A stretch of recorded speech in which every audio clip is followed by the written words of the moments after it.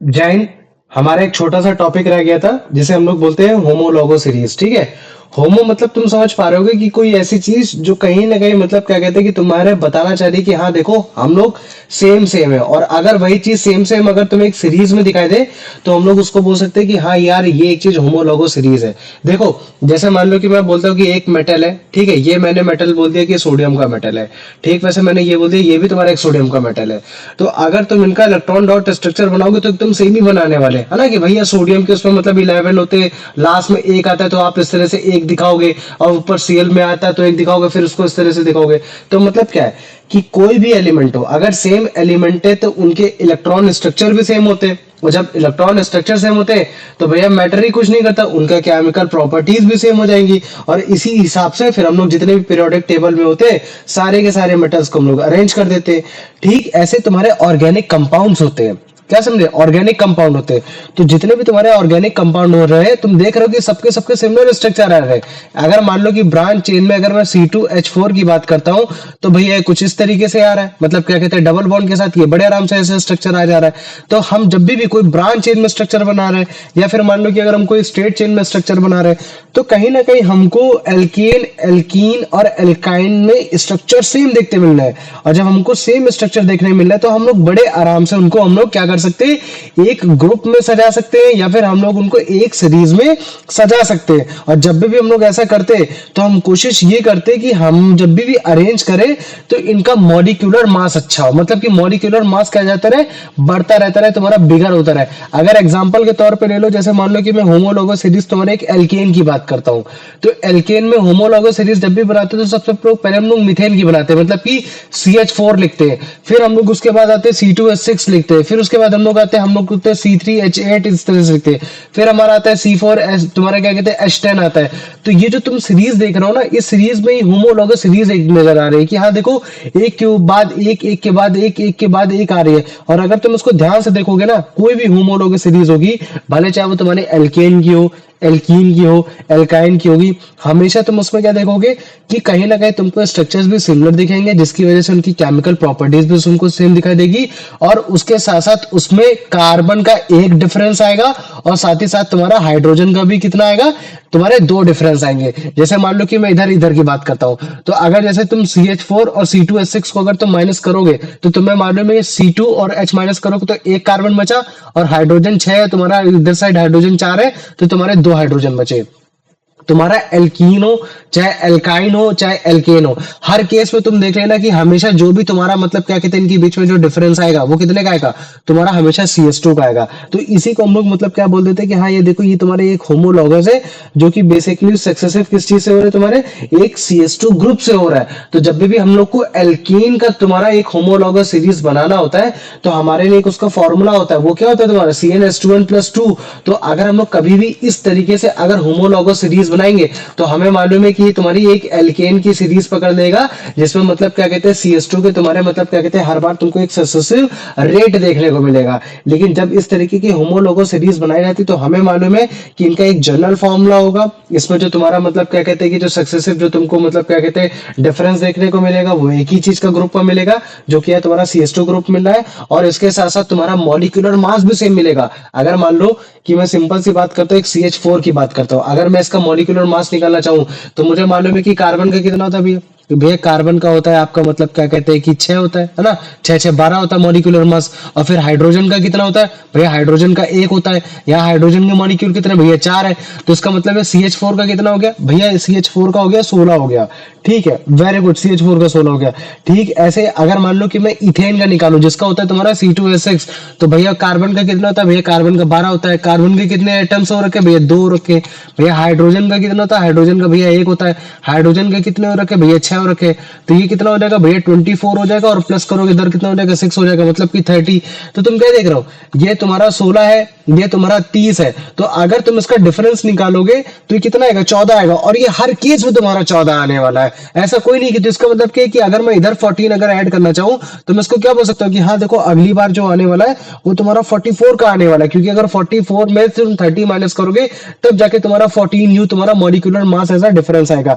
तो याद रख लेना जब भी हम लोग होमोलॉगस सीरीज बनाते हैं तो जो उसमें एडजेसेंट जो तुम्हारे होमोलॉग्स होते हैं उनका जो मॉलिक्यूलर मास का जो डिफरेंस होता है वो हमेशा 14U का आता है। और जब भी ग्रुप की बात की जाती है कि कौन से ग्रुप से तुम्हारे होमोलॉग्स डिफर हो रखे, तो तुम्हारा CS2 होता है, मतलब कि कार्बन का एक मॉलिक्यूल और तुम्हारे हाइड्रोजन के दो मॉलिक्यूल। तो कुछ इसी हिसाब से इनकी जो केमिकल प्रॉपर्टीज होती है वो सेम हो जाती है। जैसे तुम्हारा मीथेन की जो कैसी होगी प्रॉपर्टी, वो तुम्हारे मतलब क्या कहते हैं कि तुम्हारे इथेन से लगभग लगभग सेम होगी, तुम्हारे प्रोपेन से लगभग लगभग सेम होगी, तुम्हारे ब्यूटेन से लगभग लगभग सेम होगी। बस केवल डिफरेंस किसके से आता है, तुम्हारे डेंसिटी का डिफरेंस आता है, मेल्टिंग पॉइंट का डिफरेंस आता है, बॉइलिंग पॉइंट का डिफरेंस आता है। और अगर तुमसे कोई पूछे कि यार इस होमोलॉगस सीरीज में तुम्हारी अलग अलग है, केमिकल प्रॉपर्टी सेम है, लेकिन फिर भी तुम्हारे densities, melting point, boiling point पर डिफरेंस क्यों आ रहा है, तो तुमने बोला कि भैया क्योंकि उसका मॉलिक्यूलर मास बढ़ रहा है। हर बार मॉलिक्यूलर मास आपका 14U से बढ़ रहा है, जिसकी वजह से क्या हो रहा है कि उनकी जो डेंसिटी है, उनकी जो बॉइलिंग पॉइंट है, उनका जो मेल्टिंग पॉइंट है,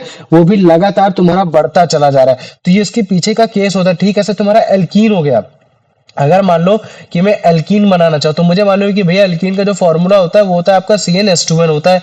तो अगर इस हिसाब से पहला एल्कीन की बात करते हैं तो हमारा आता है C2H4 आता है। दूसरे वाले की बात करेंगे तो भैया C3H6 आता है।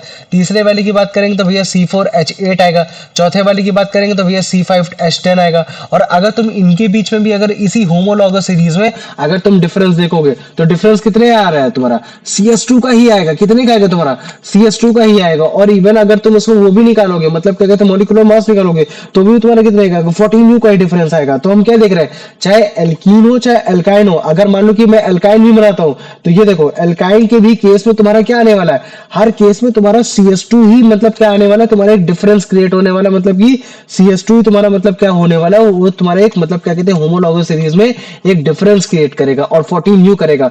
तो इसी को हम लोग मतलब क्या बोलते थे कि हाँ ये देखो ये तुम्हारा होमोलॉगस सीरीज है, जो कि हमें ये बताता है कि हाँ देखो इनका ग्रुप केवल एक कार्बन दो हाइड्रोजन से डिफरेंट हो रखे, मॉलिक्यूलर मास तुम्हारा 14U से हो रखा है। तो जो इनकी केमिकल प्रॉपर्टीज होने वाली वो तो चेंज नहीं होने वाली, हाँ लेकिन उनका जो अपीयरेंस है, जो देखने का तरीका है, वो थोड़ा चेंज हो सकता है। उनकी डेंसिटी चेंज हो सकती है, उनकी मेल्टिंग पॉइंट चेंज हो सकती है, उनकी बॉइलिंग पॉइंट चेंज हो सकती है, क्योंकि उनका जो मॉलिक्यूलर मास है वो लगातार मतलब क्या कहते हैं 14U से लगातार बढ़ता चला जा रहा है, बढ़ता चला जा रहा है, बढ़ता चला जा रहा है।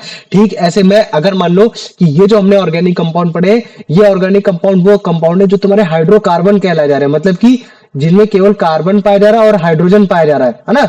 चाहे वो तुम्हारा एल्केन में पाया जाने वाला तुम्हारा CH4 हो, चाहे तुम्हारा वो तुम्हारा C2H6 हो, चाहे वो तुम्हारा एक एल्कीन की बात कर रहा हो, चाहे वो तुम्हारा मतलब क्या कहते हैं एक एल्काइन की बात कर रहा हो।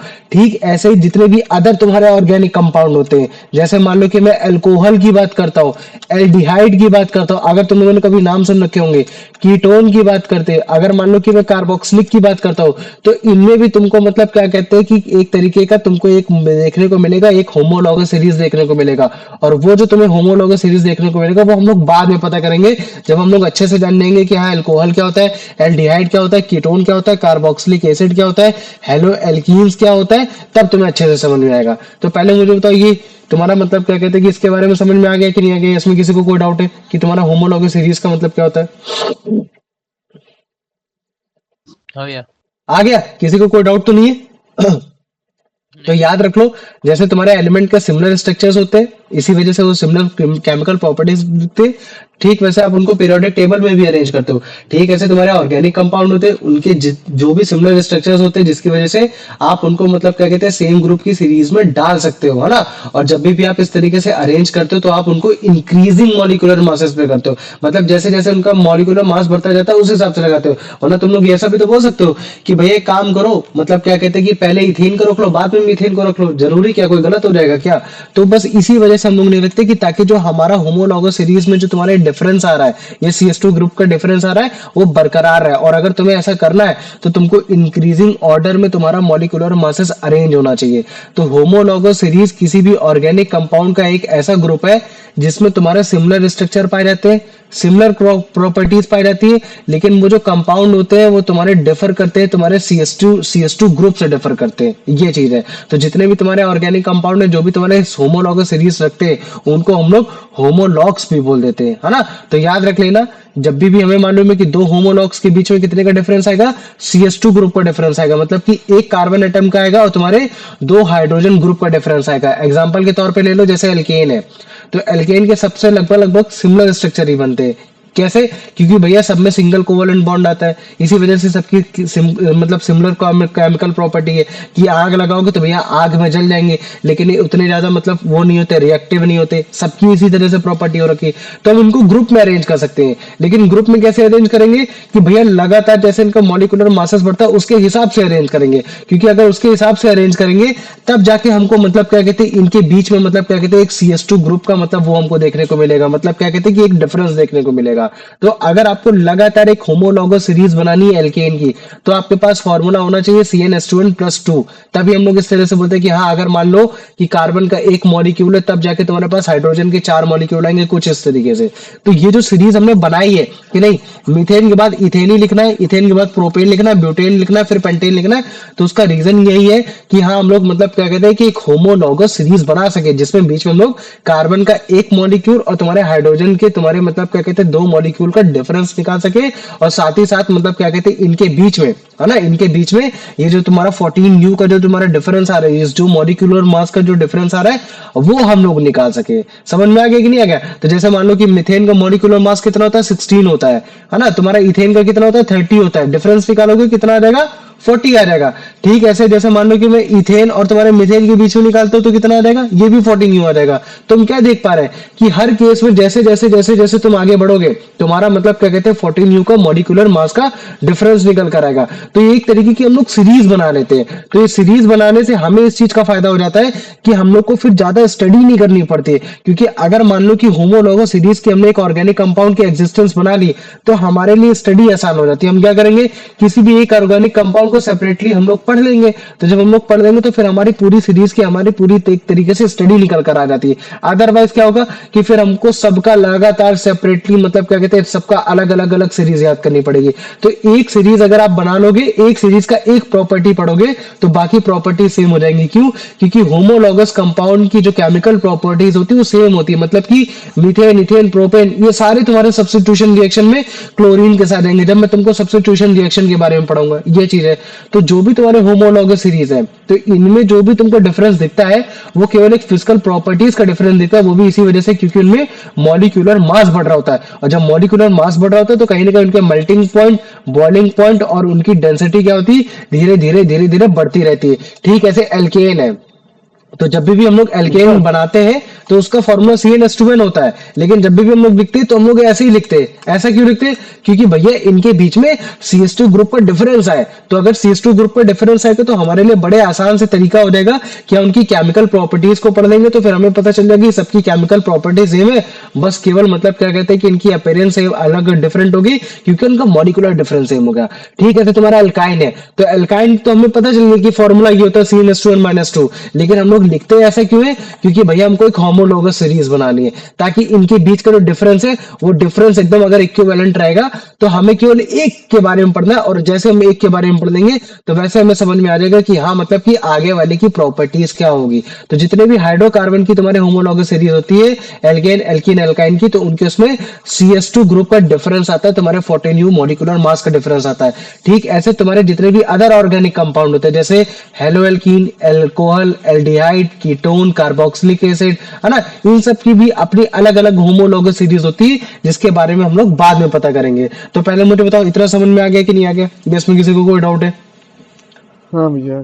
आ गया, ठीक, वेरी गुड। आ जाओ प्रणव इसका आंसर बताओ। अच्छा भैया, हाँ पूछो। हमें ये पूछना था आपने। एक सेकंड, हाँ पूछो पूछो। हंस पूछो। भैया मेरे को अच्छा एक बार फिर मेरे से समझाना भैया, समझ नहीं आया मुझे। कोई बात नहीं, जैसे मान लो कि मैंने बोला कि चलो ठीक है तुम्हारे पास इथेन का, मैंने बोला कि चलो ठीक है तुम एल्केन का तुम्हारे पास फॉर्मूला हो गया, तुम्हारे पास फॉर्मूला क्या आया, CnH2n+2 आया। ठीक है, मैं बोलता हूँ कि अच्छा मुझे बताओ अगर कार्बन का एक मॉलिक्यूल है तब इसका फॉर्मूला क्या बनेगा, तुम बोलते भैया CH4 बनेगा। कार्बन का 2 मॉलिक्यूल क्या बनेगा, तुम बोलते भैया C2H6 बनेगा। कार्बन का 3 मॉलिक्यूल क्या बनेगा भैया, C4H8 बनेगा। तो मैंने बोला ठीक है कोई बात नहीं, मैंने बोला कि ठीक है एक काम करो, C3H8 को ऊपर रख लो, C2H6 को नीचे रख लो, CH4 को नीचे रख लो, ऐसे कर लो। तुमको तुरंत समझ में आ जाना चाहिए कि नहीं भैया इसको एक सीरीज वाइज लगाना है। तो जो सीरीज वाइज जो हम लोग लगा रहे हैं उसी को हम लोग बोल देते हैं होमोलॉगस सीरीज बोल देते हैं। और इस होमोलॉगस सीरीज का लगाने का फायदा क्या होता है, इससे हमें डिफरेंस पता चल जाता है। तो हम क्या देख रहे हैं कि जितने भी हाइड्रोकार्बन होते हैं उन हाइड्रोकार्बन में तुम्हारा एक CH2 ग्रुप का डिफरेंस आ रहा है और तुम्हारे एक 14U के मॉलिक्यूलर मास का डिफरेंस आ रहा है। तो अगर तुम्हारे 14U के मॉलिक्यूलर मास का डिफरेंस आ रहा है, CH2 ग्रुप का डिफरेंस आ रहा है, तो मुझे क्या होगा, अगर मान लो कि मैं एल्केन में केवल मीथेन के बारे में पढ़ लूंगा, तो मुझे मतलब क्या कहते हैं कि प्रोपेन के बारे में, ब्यूटेन के बारे में, इन सब के बारे में पढ़ने की कोई जरूरत नहीं। क्यों? क्योंकि भैया मीथेन की जो केमिकल प्रॉपर्टी होगी वही केमिकल प्रॉपर्टी तुम्हारे प्रोपेन, ब्यूटेन, इथेन सबकी हो जाएगी। बस केवल इसमें जो डिफरेंस आएगा वो उनके भैया फिजिकल प्रॉपर्टीज को लेकर डिफरेंस आ जाएगा कि भैया इनका मेल्टिंग पॉइंट हाई होगा, बॉइलिंग पॉइंट हाई होगा, है ना, ये चीजें हाई होगी। और ऐसा क्यों होगा? क्योंकि भैया मैं देख पा रहा हूँ, क्योंकि इनकी लगातार डेंसिटी बढ़ती चली जा रही है, क्योंकि भैया इनका मॉलिक्यूलर मास बढ़ता चला जा रहा है। तो ये एक होमोलॉगस सीरीज हमको मतलब क्या कहते हैं, लर्निंग में हेल्प करता है कि आप बस केवल एल्केन ग्रुप का एक मॉलिक्यूल पढ़ लो, एक कंपाउंड पढ़ लो। एल्कीन का आप मतलब क्या कहते हैं कि केवल एक मॉलिक्यूल पढ़ लो। एल्काइन का आप मतलब क्या कहते हैं कि एक कंपाउंड पढ़ लो। बाकी आपको पढ़ने की कोई जरूरत नहीं, बस केवल आप उनको सीरीज में लगा दो, जिससे आपकी केमिकल प्रॉपर्टीज से आप अंडरस्टूड कर लोगे कि आगे वाले वाला इथेन, इथीन, इथाइन कैसा है, या फिर तुम्हारा प्रोपेन, प्रोपाइन, प्रोपीन कैसा है, ये सारी चीजें कैसी है। तो मुझे बताओ इतना समझ में आ गया कि नहीं आ गया? हाँ आ गया। भैया कुछ आइडेंटिफाई ऐसे करने को बोल देख देता के है। बता सकते हैं ना, क्या? जैसे CH4 C2H6 इनके फॉर्मूले से भी तो देख के बता सकते हैं। हाँ, है ना, ये क्वेश्चन ऐसे सिंपल सिंपल से आएंगे। जैसे मान लो कि 4 फॉर्मूले दे देगा, बोल देगा कि मुझे बताओ कि इनमें से कौन सा होमोलॉगस सीरीज में सिमिलर है ना। तब तुमको देखना पड़ेगा कि अच्छा ये एल्केन के, ये एल्काइन के, कि वो उसके, तब तुम बड़े आराम से इसको निकाल दोगे। अभी MCQs आने तो समझ जाओगे कि टॉपिक का मतलब क्या, कुछ अलग नहीं है, बस वो उस चीज को थोड़ा सा रिवाइज करा रही, छोटा सा छूट गया था, मुझे लगा ये बता देना चाहिए। आ जाओ अब इसको पढ़ो। प्रणव बताओ। Which of the following defines a homologous series of organic compound?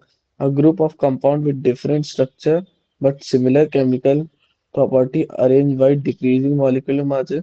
A group of organic compound with different structure with similar structures and chemical properties differing by CH2 group.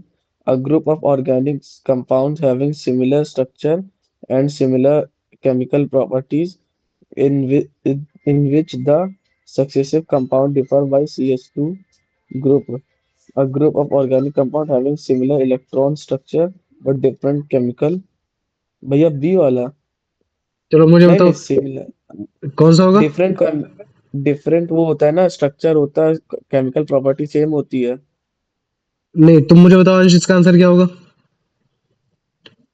Which of the following define a homologous series of a organic compound? A group of compound with different structure but similar chemical property arranged by decreasing molecular formula. A group of inorganic compound with similar structure. A group of organic compound has similar structure, similar to in which the successive compound differ by a C. या C वाला। सी वाला। देखो B वाला इस वजह से नहीं, क्योंकि यहाँ तुम्हारा इनऑर्गेनिक लिख रखा है, तो पहली बात तो ऑर्गेनिक होना चाहिए। स्ट्रक्चर सिमिलर है, मतलब वही ब्रांच चेन वैसे लगातार बनती चली जा रही है, केमिकल प्रॉपर्टीज भी सेम है। बस डिफरेंस किस चीज का भैया, एक CH2 ग्रुप का डिफरेंस है, और लगातार इनका मॉलिक्यूलर मास बढ़ता चला जा रहा है, ना कि डिक्रीज होता चला जा रहा है। तो तुम अगर ए ऑप्शन देखोगे तो ए ऑप्शन में लगभग लगभग मतलब क्या कहते हैं कि तुम्हारा लिख रखा है डिक्रीजिंग मॉलिक्यूलर मास, तो ये क्या हो जाएगा, यहाँ से गलत हो जाएगा। आ जाओ यश, इसका आंसर बताओ। How are the organic compounds in a homogeneous series typically arranged? In the order of decreasing molecular mass randomly based on their electron structure, in the order of increasing molecular mass based on their boiling point regardless of molecular. B वाला कौन सा? B भैया सी नहीं, है अब जैसे, सी। हाँ, अब जैसा क्वेश्चन क्या बोल रहा है कि मुझे बताओ कि अगर कोई भी ऑर्गेनिक कंपाउंड है ना, उसकी होमोलॉगस सीरीज बनानी है, तो आप कैसे बना सकते हो? तो दिमाग में तुम्हें तुरंत आना चाहिए भैया, या तो मैं CS2 ग्रुप के डिफरेंस के इससे बना सकता हूँ, या तो फिर मैं मॉलिक्यूलर मास के डिफरेंस से बना सकता हूँ कि अगर अब मैं हर बार 14U का मास अगर मैं डिफरेंस डालूंगा तो भी मेरी एक होमोलॉगस सीरीज बन जाएगी। मतलब कि वही इस तरीके से है ना कि C2H6 C3H8 इस तरीके से बनती चली जाएगी, क्योंकि हर बार तुम्हारा 14U का डिफरेंस आएगा। अगर मान लो कि मेरे पास मॉलिक्यूलर मास नहीं होगा तो मैं CS2 ग्रुप के साथ भी मतलब क्या कहते हैं डिफरेंस बना दूंगा, क्योंकि हर बार तुम अगर इसको माइनस करोगे ना तो हर बार माइनस करने में तुम्हारा कितना आएगा, CS2 ही माइनस में आने वाला है। ठीक है, और अगर तुम्हारा CS2 माइनस में आने वाला है, अगर एक बार का मैंने मॉलिक्यूलर मास का डिफरेंस बता दिया कि हाँ इसका 14U है, तो हर बार ही तुम्हारा 14U आने वाला है। तो अगर जैसे मान लो कि मैं बात करता हूँ कि एल्कीन में भी अगर तुम्हारा CS2 का डिफरेंट है, एल्काइन में भी तुम्हारा CS2 का डिफरेंस है, तो इसका मतलब क्या है कि वहां भी तुम्हारे 14U का डिफरेंस है। तो मैं with the help of 14U molecular mass और या तो तुम्हारा CS2 ग्रुप के साथ में बड़े आराम से मैं होमोलॉगस सीरीज बना सकता हूँ। ये तो मुझे बताओ इतना समझ में आ गया कि नहीं आ गया कि कोई भी तुम्हारी ऑर्गेनिक कंपाउंड की होमोलॉगस सीरीज जो टिपिकली अरेंज होती है वो या तो वो तुम्हारे CS2 ग्रुप के डिफरेंस से होती है, या तो वो फिर तुम्हारे मतलब क्या कहते हैं 14U के मॉलिक्यूलर मास के डिफरेंस से अरेंज होती है, जिसमें तुम्हारा जो मॉलिक्यूलर मास है वो लगातार 14U बढ़ता रहता है। ये तो मुझे बताओ इतना समझ में आ गया? अब यार आ गया, ठीक, वेरी गुड। आ जाओ कार्तिक, इसका आंसर बताओ। the difference between any two adjacent homolog क्या लिखा है भैया homologs. homologs in a homolog series is equivalent to how many carbon and hydrogen atoms hmm uh, क्या लिखा है one carbon atom and one hydrogen atom one carbon atoms and two hydrogen atom क्योंकि भैया क्या होता है CS2 group होता है, और अगर इस CS2 ग्रुप में मैं ध्यान से देखूं तो भैया केवल एक ही कार्बन नजर आएगा मेरे को और तुम्हारा दो हाइड्रोजन नजर आएंगे। तो जितनी भी मैं होमोलॉगस सीरीज बनाऊंगा उस सीरीज में मेरे को कुछ इस हिसाब से अरेंज करना है कि हर बार एक कार्बन और दो हाइड्रोजन का डिफरेंस आए, और उसको इस हिसाब से अरेंज करना है कि भैया हर बार मतलब क्या कहते हैं 14U का डिफरेंस बढ़ता जाए, लगातार बढ़ता जाए। तो इससे क्या होगा कि मैं केवल एक सीरीज में एक कंपाउंड के बारे में पढ़ूंगा, बाकी सबके पढ़ने की जरूरत ही नहीं होगी, क्योंकि भैया सबकी केमिकल प्रॉपर्टीज कैसी होंगी, सेम ही होंगी। बस केवल उनका मतलब क्या कहते हैं अपीयरेंस डिफरेंस हो जाएगा, क्योंकि भैया हर बार उनका मॉलिक्यूलर मास डिफरेंस हो रहा है, बस कि हर बार उनका मतलब क्या कहते हैं मेल्टिंग पॉइंट बढ़ता चला जाएगा। ये आ जाओ अब इसका आंसर बता दो यार कि जो अगर मान लो कि मुझे किसी भी एल्केन का एक होमोलॉगस सीरीज बनाना है तो उसका जनरल फॉर्मूला क्या होता है? CnH2n CnH2n minus two, CnH2n plus two, CnHn plus two. बताओ।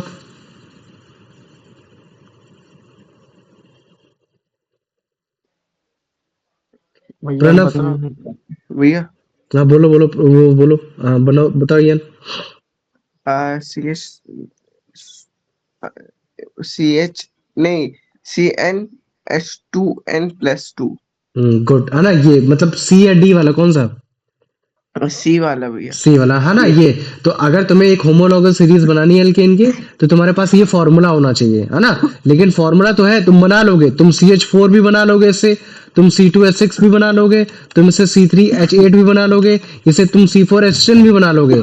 लेकिन तुम ऐसा नहीं कि तुम इसको कहीं भी अरेंज कर दे रहे हो, कैसे भी अरेंज कर दे रहे हो, अपने हिसाब से कुछ भी अरेंज कर दे रहे हो, ऐसा नहीं होना चाहिए, है ना। आप इसको मतलब क्या कहते हैं स्ट्रक्चर वे में ही अरेंज करोगे, ठीक। इस चीज को याद रख लेना, है ना। इस चीज को याद रखना, स्ट्रक्चर में अरेंज करोगे।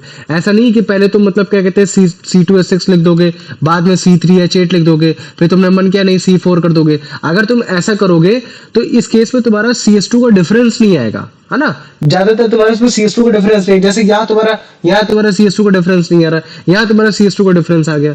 तो तुम्हें अगर एल्केन की तुमको एल्केन का फॉर्मूला भी पता चल गया तो तुमको उसको सीरीज वाइज लगाना है, बस ये। तो सीरीज वाइज लगाना है, कुछ ऐसे लगाना है कि तुम्हारा CS2 का डिफरेंस आए और तुम्हारा मॉलिक्यूलर मास 14U का डिफरेंस आए। तो मुझे बताओ इतना समझ में आ गया कि नहीं आ गया? देखो जनरली क्वेश्चन ऐसे बनने वाला नहीं है, क्वेश्चन तुमको इस तरह से चार ऑप्शन दे देगा, ठीक है, और बोल देगा मुझे बताओ कि इनमें से कौन सी होमोलॉगस सीरीज का पाया जाता है। तो तुम लोग तुरंत बता दोगे, अच्छा भैया ये एल्केन का, ये एल्कीन का है, वो अल्काइन का है, ऐसे बता दोगे। लेकिन इसको जनरल समझो तभी इसको प्रैक्टिस में आएगा। ये अभी इसका आंसर बताओ, इसका बताओ, इसका बताओ अंश।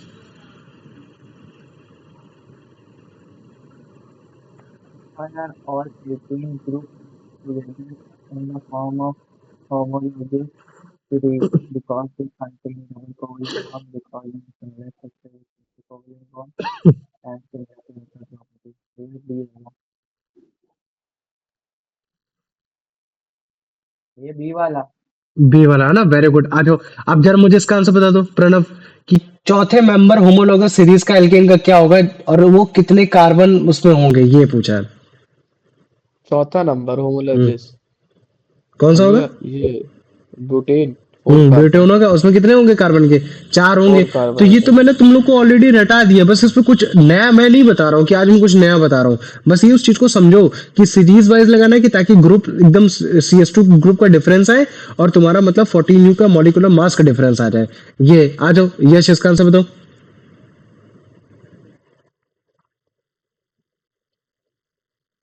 यश।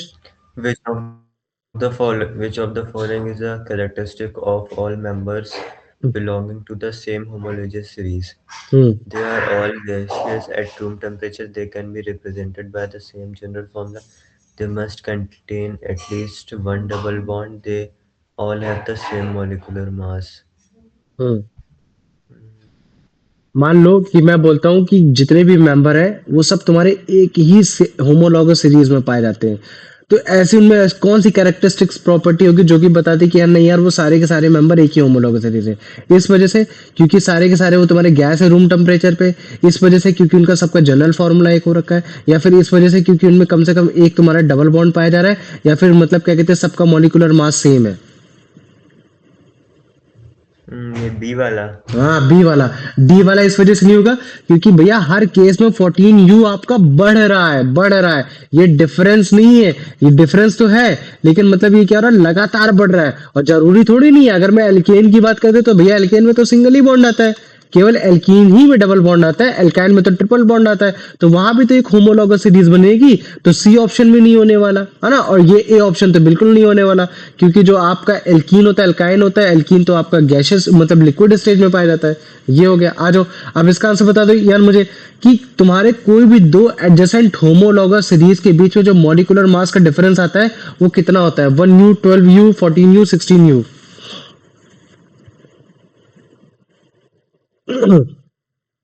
यान भै- भैया पर 14U, ठीक है, कितना होता है? 14U। देखो अगर तुम लोग को मॉलिक्यूलर मास नहीं निकालना आता ना तो फिर बेटा फिर क्लास 9 पे फिर से चले जाओ।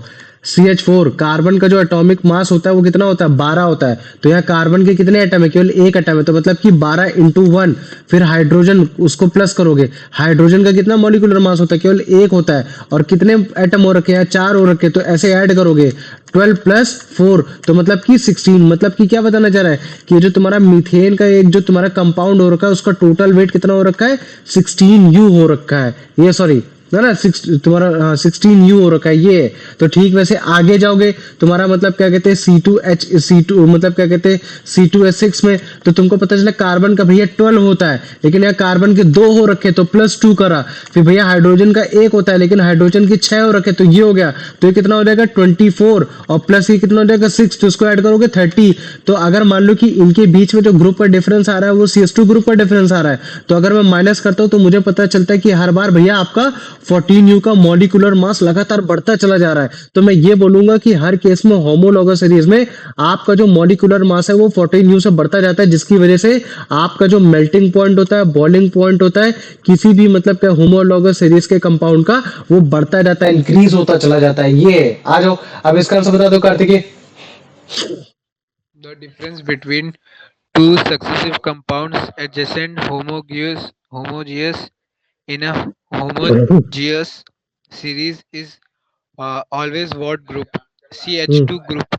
CS2 group, very good. आ जाओ, अब अमन बेटा इसका आंसर बता दो कि जो जनरल फॉर्मूला है CnH2n+2 ये बेसिकली किस होमोलॉगस सीरीज को बनाने के लिए हेल्प करता है? तुम्हारा एल्कीन्स को, एल्कोहल को, एल्कीन्स को, या फिर तुम्हारे एल्काइंस को?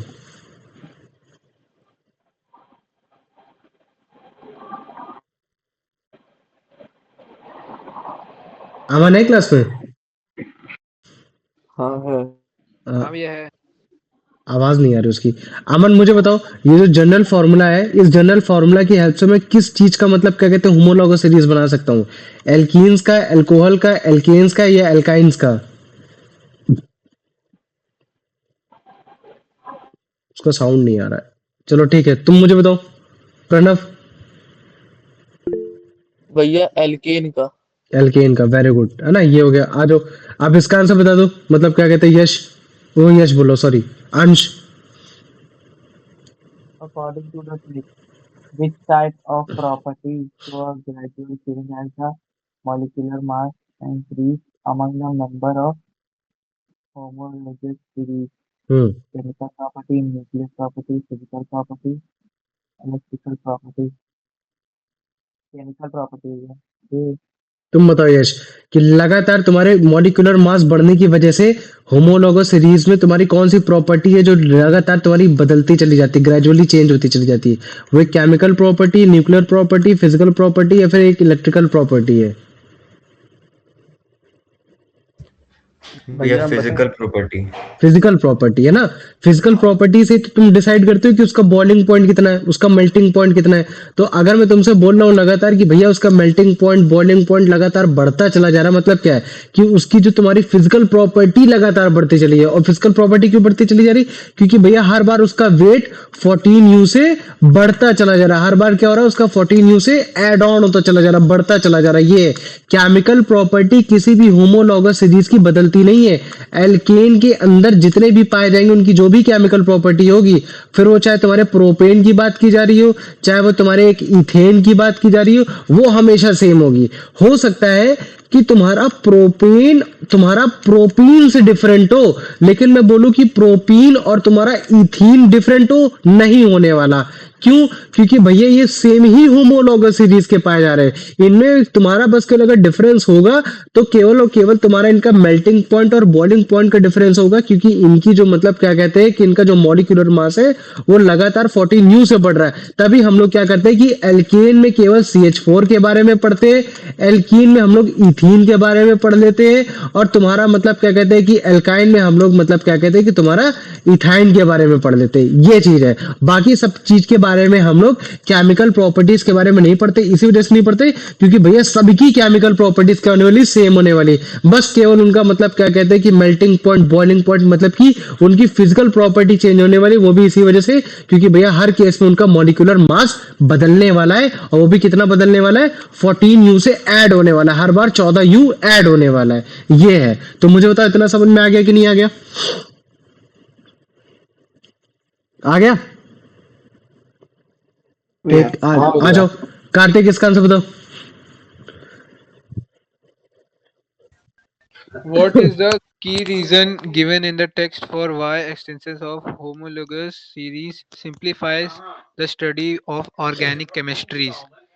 It allows chemists to focus only on inorganic compounds. It reduces the need to study individual compounds separately, focusing instead of a few series. It ensures all compounds in the series have the same symbol, boiling, same symbol. भैया B वाला। Good, ये हो गया। आ जाओ, अब इसका answer बता दो यान, कि जो तुम्हारा मॉलिक्यूलर फॉर्मूला है ना, second member of alkene group में, ठीक है, उसका मॉलिक्यूलर मास कितना होगा? सिंपल सी बात है, वो तुमसे पूछ रहे कि मुझे बताओ कि मॉलिक्यूलर मास कितना होगा तुम्हारे मतलब क्या कहते हैं सेकंड मॉलिक्यूलर तुम्हारे उसका एल्केन का। तो एल्केन का सेकंड मेंबर कौन सा होता है, बताओ मुझे, सबके सब बताओ। एल्केन का सेकंड मेंबर कौन सा होता है? इथेन। इथेन होता है। और इथेन का फॉर्मूला क्या होता है? C2H6। C2H6 होता है। और अगर तुमसे बोल दे कि मुझे बताओ कि इसका मॉलिक्यूलर मास क्या होता है, तब तुम ऐसे निकालोगे उसको, 12 इंटू 2 प्लस 1 इंटू 6, जिसका टोटल वैल्यू क्या आ जाएगी तुम्हारी 30 आ जाएगी, है ना।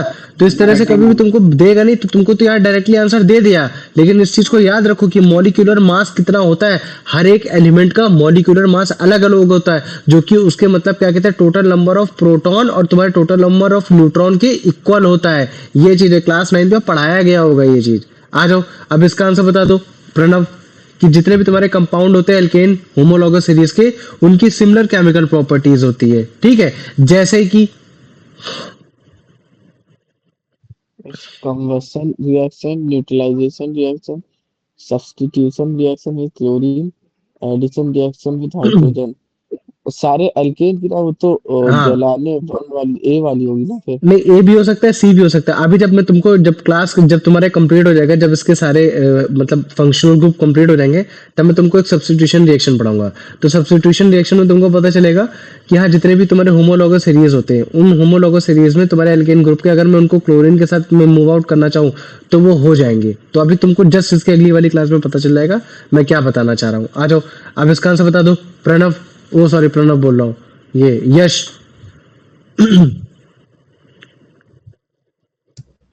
ये थोड़ा सा टफ हो जाएगा, Based on इसको बताना थोड़ा टफ है। ये पूछ रहा है कि मुझे बताओ, अच्छा जनरली ठीक है, अगर जैसे मान लो कि मैं तुमसे बोलता हूँ कि इसमें से जनरली वो है कि तुम्हारा मतलब ब्यूटेन का, जैसे मान लो कि मैं बोल देता हूँ कि ब्यूटेन का जो तुम्हारा बॉइलिंग पॉइंट है वो तुम्हारा 34 हो रखा है, तो मुझे बताओ कि 36 इसका फिर किस में होगा? पेंटेन का होगा, हेक्सेन का होगा, प्रोपेन का होगा, और मैं बोल देता हूँ कि हेक्सेन का तुम्हारा हो रखा है 40 हो रखा है, 40 डिग्री सेल्सियस हो रखा है, तो बताओ मुझे। based on the data provided. ये क्वेश्चन बोला कि जैसे ब्यूटेन, पेंटेन, भैया हेक्सेन, प्रोपेन। पेंटेन का होगा ना। हाँ पेंटेन का होगा, क्यों? क्योंकि भैया लगातार उसका मॉलिक्यूलर मास बढ़ रहा है, तो भैया 34 से मॉलिक्यूलर मास बढ़ रहा है, तो मतलब कि 34 आपने भैया ब्यूटेन का बोल दिया, तो ब्यूटेन के बाद पेंटेन आएगा या तो आपका हेक्सेन आएगा, तो प्रोपेन तो होने वाला है नहीं, तो प्रोपेन कैंसिल। फिर आपने ये भी बता दिया कि भैया हेक्सेन का 40 होता है, तो यहाँ तो भैया 36 की बात कर रहा है, मतलब बीच की बात कर रहा है, तो मतलब कि पेंटेन। तो ये पेंटेन का तुम्हारा मॉलिक्यूलर मतलब कि एक बॉइलिंग पॉइंट दे रखा है। जनरली क्वेश्चन ऐसा नहीं आएगा, लेकिन बस मैं रटाने के लिए बस ऐसा कर रहा था। आ जाओ, बीच में मत बोलो किसी के, ठीक है? आ जाओ, कार्तिक इसका आंसर बताओ। Which statement correctly describes the trend in physical properties within alkane homogeneous series as the number of carbon atoms increases? Melting points, boiling points, and densities all decreases gradually. Only the point increases while the boiling point and density decreases. Melting point, boiling point, and density all increases gradually. भैया सी वाला। सी वाला, ठीक है, very good. आ जाओ, अब जरा इसका आंसर बता दो। ये मतलब क्या कहते हैं कि वो अंश, मुझे इसका आंसर बताओ। मान लो कि मैंने बोल दिया कि हेक्सेन का मॉलिक्यूलर मास 86 यू है, ठीक है? तो मुझे बताओ उसका नेक्स्ट होमोलॉग का, मतलब कि हेक्सेन के बाद क्या आता है तुम्हारा? हेप्टेन आता है ना? क्योंकि हेक्सेन को क्या बोलते हैं 6, हेप्टेन को बोलते हैं 7। तो मुझे बता हेप्टेन का फिर कितना होता होगा? अगर मैं तेरे को ये ना बोलूं कि इसका मतलब ये मल्टीप्लाई करके ऐड कर, तो मुझे बता जनरली अगर मैंने तेरे को इतना भी बोल दिया कि हाँ हेक्सेन का अगर तेरा 86 है, तो मुझे बता हेप्टेन का फिर कितना होगा? 90। हम्म 14 प्लस कर देंगे, 14 हाँ प्लस कर देंगे। हाँ, तो कितना हो जाएगा? 90 90 90 90 हो 90। जाएगा। 86 में अगर 14 ऐड करेंगे तो 90 हो जाएगा। अरे नहीं नहीं, 100 आज 100। मैथ का पेपर 100 अरे हो जाएगा ना 100। ये। तो अच्छा, जैसे मान लो कि मैं बात करता हूँ ऑक्टेन का, मुझे बताओ ऑक्टेन का कितना हो जाएगा? हेप्टेन ऑक्टेन से 14 और प्लस कर देंगे, 114। 114 हो जाएगा, है ना? ठीक वैसे, है ना? जैसे मान लो कि मैं नॉन इन का बात कर देता हूँ तो कितना हो जाएगा उसका? भैया 128 हो जाएगा। ठीक वैसे अगर मान लो कि मैं बात कर देता हूँ डेकेन का, कितना हो जाएगा? तो भैया आपको कितना करना है? 14 ऐड करना है। तो तुम देख रहे हो यहाँ मेरे को अगर ये फॉर्मूला भी नहीं याद है ना कि किसका मॉलिक्यूलर मास कितना होता है, कार्बन का मॉलिक्यूलर मास 12 होता है कि नहीं होता, हाइड्रोजन का 1 होता है कि नहीं होता, अगर मेरे को बस फिर इतना भी याद है कि हाँ भैया होमोलॉगस सीरीज में 14 यू का डिफरेंस आता है हर बार, और अगर यहाँ पहले ही से बोल दिया कि हाँ यार इसका मतलब हेक्सेन का 86 हो रखा है, तो मैं हेप्टेन का बड़े आराम से मतलब क्या कहते हैं 14 ऐड करके 100 बता दूंगा, आंसर ये हो गया, है ना? तो क्वेश्चन ऐसा आ सकता है, लेकिन तुम लोग को दोनों तरीके से आना चाहिए। ये आ जाओ, अब इसका आंसर दे, इसका आंसर बताओ Pranav. What is the difference between the general molecular formula of the alkene series hmm CN2N plus 2 and the general molecular formula of the alkene series CN2 H2N? Hmm Alkene have two more hydrogen atoms than hmm. alkenes अरे have the बहुत same बकवास number of question है। Question carbon. ये बोल रहा है कि मुझे बता, अगर जैसे मान ले कि एल्केन का ये जनरल फॉर्मूला होता है और तुम्हारा एल्कीन का ये जनरल फॉर्मूला होता है, तो मुझे बताओ कि इनमें डिफरेंस किस चीज का होता है? ऑप्शन ए बोल तो रहा है कि ऑप्शन ए बोल रहा है कि भैया जो तुम्हारा एल्केन है उसमें 2 हाइड्रोजन ज्यादा होंगे, और एल्कीन में मतलब क्या कहते हैं कि कार्बन और उसके मतलब क्या कहते हैं कि तुम्हारा कार्बन और जो एटम होगा, है ना, वही तुम्हारा मतलब क्या कहते हैं हाइड्रोजन एटम की भी सेम नंबर होंगे। तुम्हारा बी बोल रहा है कि भैया जो तुम्हारे एल्केन्स होंगे उसमें मतलब क्या कहते हैं कि 2 हाइड्रोजन एटम्स क्या होंगे, कम होंगे, और जो एल्कीन में जो कार्बन एटम्स होंगे वो तुम्हारे सेम नंबर के होंगे। इस हिसाब से पूछ रहा है, तो बता आंसर क्या होगा इसका। भैया ए वाला। हाँ, ए वाला, गुड, है ना, ये हो गया। आ जाओ, अब इसका आंसर बता दो यश। Which compound listed below to hmm, the alkyne homologous series? बताओ, ऐसे क्वेश्चन आएगा, मुझे बताओ कि इसमें से एल्कीन होमोलोगस सीरीज का कौन सा आंसर है, बताओ जल्दी, तुरंत देख के बताना, 1 सेकंड का क्वेश्चन है। Uh, एल्किन होमो मतलब शुरुआत वाला। उसको बोलने दे, उसको बोलने दे, तू मत बोल, ठीक है, मुझे बता एल्कीन होमोलोगस सीरीज का इसमें से कौन सा आंसर है। ये लास्ट वाला। हाँ, लास्ट वाला है ना, क्योंकि भैया कितना है C3H6, भैया एल्कीन में कुछ नहीं था, जितने कार्बन के वो होंगे हाइड्रोजन का जस्ट डबल होगा, तो 3 2 जा 6 मतलब ये हो गया, है ना। तो क्वेश्चन ऐसा है, मतलब कि मैं यहाँ केवल होमोलॉगस लगा दे रहा हूँ ना, तो तुम डरो मत इस चीज से, है ना। क्वेश्चन बस केवल सिंपल सा ऐसा पूछ रहा है कि मुझे बता इसमें से एल्कीन कौन है, एल्काइन कौन है, वो कौन है, बस तुम बस केवल इतना जानो कि अगर मेरे को कभी भी सीरीज बनानी है तो CH2 ग्रुप का डिफरेंस डालना है, और हर बार तुम्हारा मतलब क्या कहते हैं 14U के मॉलिक्यूलर मास से उसको बढ़ाना है। ये हो गया, आ जाओ, अब इसका आंसर बता दो Kartikeya. What is the name of the fourth member of the alkene homologue series. homolog series, hmm, and how many carbon atoms does it contain? हाँ, Alkene homolog series, fourth हम्म, number. Butene, 4 carbon. कौन सा होगा, ए या D. A. A, good, है ना, ये हो गया। आ जाओ, हाँ, अब इसका आंसर बता दो, मतलब क्या कहते हैं अंश, जल्दी। बेस में पेंटेन क्यों है? पेंटेन नहीं होगा तुम्हारा, ये होगा, ए होगा, ठीक है, गलत है। आगे बताओ। ओ, जल्दी बता भाई। प्रणव तुम बताओ मुझे कि जैसे मान लो कि तुम्हारे एल्कीन एल्काइंस तुम्हारे हाइड्रोकार्बन तुम्हारे मतलब वो करते हैं, है ना, होमोलॉगस सीरीज बनाते हैं, ठीक ऐसे तुम्हारे और कौन से ऐसे फंक्शनल ग्रुप्स हैं जो कि बेसिकली होमोलॉगस सीरीज बनाते हैं, वो तुम्हारे ईथर ईस्टर एमाइंस है, या फिर hello alkene alcohol aldehyde ketone carboxylic acid है, या फिर वो तुम्हारे सल्फेट नाइट्रेट फॉस्फेट है, या फिर साइक्लिक कंपाउंड एरोमेटिक, या फिर पॉलीमर है।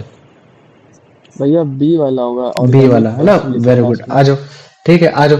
अब अगर अंश है तो अंश आंसर दे, नहीं तो यश दे आंसर, जल्दी बताओ इनमें से कौन सा करेक्टली पेयर है हाइड्रोकार्बन सीरीज का, जो कि तुम्हारा जनरल फॉर्मूला है ना, ठीक है, एकदम करेक्टली अरेंज्ड है, बताओ, एकदम सही बता रहा है फॉर्मूला, कोई भी बता दे, ईयान जल्दी बता इसमें से, क्या एल्केन का फॉर्मूला ये सही है, हाँ या ना, जल्दी बोल। सी वाला, सी वाला। सी वाला सही है ना, गुड, है ना, बाकी सब तुम्हारे क्या है, गलत हो रखे हैं, ये है। आ जाओ, अब इसका आंसर बता दो यश, जल्दी।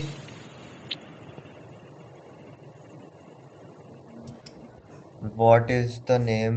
What is the name of the third member of alkene homologous series, and what is the name of the third member of hmm, alkyne homologous series? पूछ रहा है कि मुझे बताओ एल्कीन के होमोलॉगस सीरीज में तुम्हारा थर्ड मेंबर कौन सा होता है, और तुम्हारा एल्काइन के उसमें होमोलॉगस में सीरीज में थर्ड मेंबर कौन सा होता है। Alkyne propane, alkyne propyne, alkyne butane. B वाला ही है। बी वाला होता है, साले ब्यूटेन को, ब्यूटेन में कितने कार्बन के एटम्स होते हैं, 4। 4 होते हैं, तो ये तेरे चौथे उसमें आएगा, तीसरे उसमें आएगा, तीसरे कोई में। तीसरे में आएगा। एक सेकेंड, व्हाट चौथे। Is third member of alkyne? नहीं नहीं नहीं, उसको बोले तो बेटा वो, अच्छा, नहीं। एक सेकंड, हाँ उसको बोले थे, हाँ 1 सेकंड। अभी हंसा कौन था, प्रणव हंसा था, ठीक है, मैंने उसको कंफ्यूज नहीं किया था, नहीं नहीं, ठीक ठीक है, नहीं भैया। हाँ, चलो ठीक है। नहीं, मुझे बताओ, एकदम उसने एकदम सही आंसर बताया, कोई गलत नहीं बताया। यहाँ क्या एल्केन की बात हो रही है क्या, एल्केन की स्टार्टिंग किससे होती है, मेथ से स्टार्टिंग होती है ना, तो अगर तुम यहाँ लिखोगे मिथेन लिखोगे, फिर तुम इथेन लिखोगे, फिर तुम्हारा मतलब क्या कहते हैं प्रोपेन लिखोगे, फिर तुम्हारा ब्यूटेन लिखोगे, मतलब कि जो तुम्हारा थर्ड मेंबर है वो तुम्हारा एल्केन में तुम्हारा प्रोपेन आ रहा है। लेकिन अगर मान लो कि मैं एल्कीन लिखता हूं, एल्काइल लिखता हूं तो मुझे तो एल्कीन की स्टार्टिंग किससे होती है? इथेन से तो होती है। इथेन से। इथेन हो गया, फिर तुम्हारा प्रोपेन हो गया, फिर तुम्हारा ब्यूटेन हो गया, है ना, ब्यूटीन हो गया। ठीक, वैसे अगर एल्काइन की बात करते हैं तो भैया इथाइन हो गया, फिर तुम्हारा मतलब क्या कहते हैं प्रोपाइन हो गया, फिर आपका ब्यूटाइन हो गया। तो थर्ड मेंबर तुम्हारा एल्कीन और एल्काइन का कौन सा है? ब्यूटेन है, ना कि तुम्हारा प्रोपाइन है। तो फिर इसका आंसर क्या हो जाएगा? बी वाला। बी वाला। समझे भाई? तुम लोग अभी देख के आप बोल दिया था उसने हंस के कि नहीं भैया इसका ए आंसर होगा, है ना, इसका बी आंसर होगा। तो ये इस चीज को याद रखो कि जो तुम्हारी होमोलॉगस सीरीज बनाई गई है ना, वो सोच समझ के बनाई गई है और उसके हिसाब से क्वेश्चन कैसे आ सकता है, ये है। ठीक है, पहला आंसर सही था लेकिन मुझे लगा नहीं था कि सही दे देगा। ये बस इसने अंधी मारी है, ये है। ठीक है। आंधी नहीं मारी, आता था। ठीक है ये। अच्छा चलो ठीक, कोई बात नहीं। अब देखो क्वेश्चन कैसे आने वाला है। ये क्वेश्चन बोलेगा कि मॉलिक्यूलर फॉर्मूला, है ना, थर्ड और फिफ्थ होमोलॉगस सीरीज के कार्बन कंपाउंड का बनाओ जिसका जनरल फॉर्मूला ये होता हो। ठीक है, ये समझ रहे हो कि नहीं समझ रहे हो? क्वेश्चन क्या बोल रहा है? मुझसे बोल रहा है कि मॉलिक्यूलर फॉर्मूला बनाओ। एल्कीन का, एल्कीन का बनाओ, एल्काइंस का, गधे, एल्काइंस का। ये फॉर्मूला किसका है? एल्काइल का, एल्काइंस का बनाओ, है ना। तो बोल रहा है कि मुझे बताओ थर्ड और फिफ्थ का क्या होगा। तो तुम्हें अगर जैसे मान लो कि थर्ड का बनाना है तो थर्ड के केस में तुम मुझे बताओ कि कार्बन के कंपाउंड कितने होते हैं, कार्बन के कितने होते हैं टोटल? चार चार चार होते। तो यहाँ मतलब कि 4 रखना पड़ेगा। तो कितना हो जाएगा तुम्हारा? C4 8 6 6 कितना? S6। गुड, है ना, ये हो गया। अब अगर मान लो कि मेरे को फिफ्थ मेंबर बनाना है तो एक्चुअली मैं बना तो फिफ्थ कराऊं लेकिन वहां कार्बन के कितने होंगे? 6 6 होंगे। तो अगर उस हिसाब से अगर मैं फॉर्मूला बनाऊंगा तो कितना हो जाएगा? C6 10 हाँ 10। कुछ नहीं करना, -2 कर देना ना, 6 दूनी 12 -10। तो ये है तुम्हारा फॉर्मूला। समझ रहे हो? इन दो फॉर्मूले की यहाँ बात हो रही है। तो जैसे ये देखो C6 S10 और ये देखो C4 S6, है ना, ये चीज है ना। देखो तुम लोगों ने एकदम सही एकदम आंसर बनाया है ये। तो क्वेश्चन इस तरीके से आएगा या फिर क्वेश्चन सिंपल ऐसे आ सकता है। ये जैसे मुझसे बोलेगा कि मुझे बता कि इनमें से कौन से जो तुम्हारे सेम होमोलॉगस सीरीज से आते हैं। तो जल्दी से बताओ, C3H8 का कोई भी क्या होमोलॉगस सीरीज से आता है? बताओ मुझे। अच्छा मुझे जैसे मैं पूछता तुमसे, नंबर वाला। हाँ भाई, नहीं नहीं, जैसे मुझे मान लो मैं बोलता हूं, ये तुम्हारा ये जो मॉलिक्यूलर फॉर्मूला है ये किस चीज का? एल्केन, एल्काइन, एल्केन किसका? जल्दी बताओ मुझे। ये चलते हैं। Alkane alkane propane. एल्केन का, वेरी गुड। तो अब मुझे बताओ एल्केन का इसमें से और कोई है? नहीं नहीं है। नहीं, और कोई नहीं है। और कौन सा? नहीं है, चलो ठीक, वेरी गुड। अब ठीक, जैसे मान लो कि मैं इसकी बात कर देता हूँ, अब मुझे बताओ ये किस चीज का है? एल्कीन। एल्कीन का, वेरी गुड। अब मुझे बताओ क्या एल्कीन का और कोई इसमें है? हाँ भैया, बगल वाला ये। बगल वाला ये, चलो ठीक है, वेरी गुड। ठीक है, आ जाओ। तो इसका मतलब है कि ये C4H6 किसका है भैया? ये एल्काइन का हो गया। तो अब मैं क्या देख रहा हूँ कि 4 ऑप्शन में केवल तुम्हारे 2 ही ऐसे जो सेम होमोलॉगस सीरीज के आ रहे हैं, और वो कौन कौन से? एल्कीन। एल्कीन के, जिसका तुम क्या लिखोगे भैया? एक है C3H6 और एक कितना और रखा है? C4H8 हो रखा है, ये है। तो मुझे बताओ इतना समझ में आ गया कि नहीं आ गया? ये होमोलॉगस सीरीज का फंडा जो भी था आ गया। इसमें किसी को कोई डाउट है? नहीं भैया। नहीं, ठीक, वेरी गुड। एक सेकंड।